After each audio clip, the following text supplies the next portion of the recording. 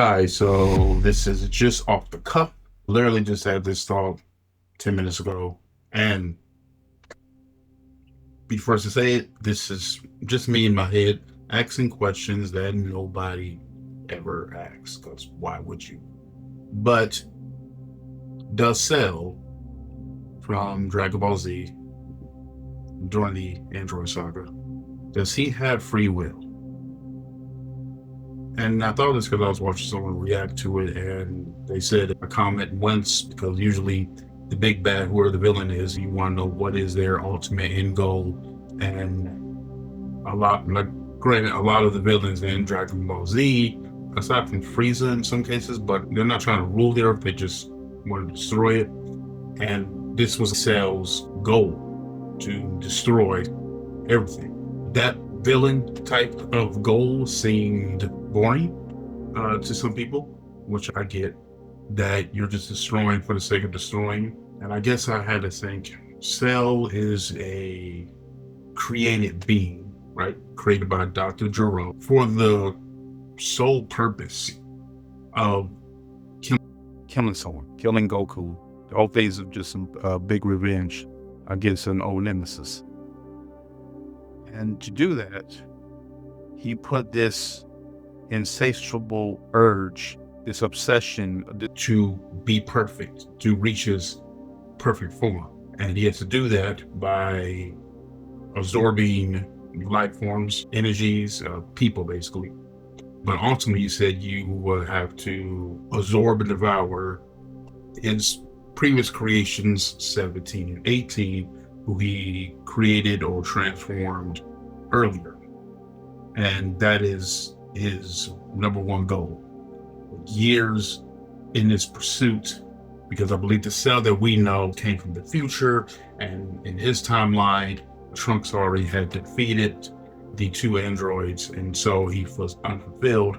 And rather just stay in that and try to find new purpose, he instead steals the time machine after killing Trunks and goes back in time for the sole purpose of getting these androids who are not even activated yet by his time period. And I believe he's there, I think, 2 years, just growing. And I just thought your end goal is not as grandiose, but it's had me thinking, they were telling me to die. But now I'm thinking, how much freedom did he really have? You know what I mean? Because initially, that he didn't really have any ambitions outside of get the androids, get to his perfect form, and beat Goku. And that was it. And of course, wreak chaos and havoc among the people of Earth. He said he would kill all of them if it wasn't for amusement.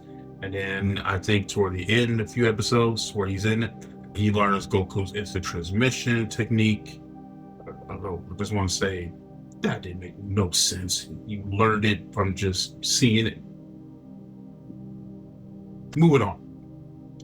He learned the instant transmission techniques, which will allow him to go to different planets, and his goal is not to rule it, but to destroy the universe. Every life, but his own.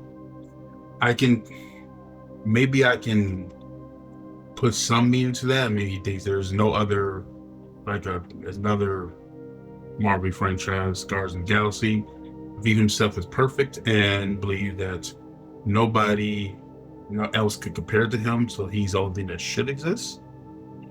Perhaps that way, but I really think there's he has almost unlimited power, unlimited potential, but no ambition, no dreams. I'm trying to kill everybody just for the sake of killing everybody. Or sadism doesn't do anything. You know what is a worse version of us? You can think about just selfish ambition, because that's Cell is 100% selfish ambition. Like Frieza, at least he's a tyrant, but he rules. But Cell is just the ugly part of humanity. Granted, I know that he's mixed with several different races. Actually, I don't think human is even part of it. They get this DNA from Goku, Frieza, and Piccolo. But I think he has some of the DNA of the other Z parts as well. But just the idea of maybe Cell is the worst villain, not as far as power level goes, but as far as just aimless. Maybe that was the most disappointing thing about Cell is he has no real aim, no real aspirations. He's just, I think, he's just selfish ambition. Selfish ambition without the pursuit of something good and flourishing is annihilation, is destruction. I know that this is not that deep, but I'm just now thinking about real life. If you take the pursuit of something and if you're the only one that benefits for it, then is that evil? I do think selfish ambition itself is not, selfish is not an evil, but selfish ambition maybe is evil. I haven't thought this all the way through yet. Again, I just thinking about this like 10, 15 minutes ago before I just set up and just start filming. I don't know if I'm going to post this, but yeah, I think so, because our heroes are that of selfless ambition. Like, to get stronger, Goku doesn't want to get stronger almost just for the sake of getting stronger, but is also in pursuit of protection. And I do think as a species, as mankind, that somewhere in our ambition and our goals is to serve others. And to forsake that could be in itself evil. If I walk out of here and I see like a child get hit by a car, and I feel not only no empathy, but there's nothing in me that wants to help, that wants to even call for help, and I just keep walking, I didn't cause it, but am I not evil?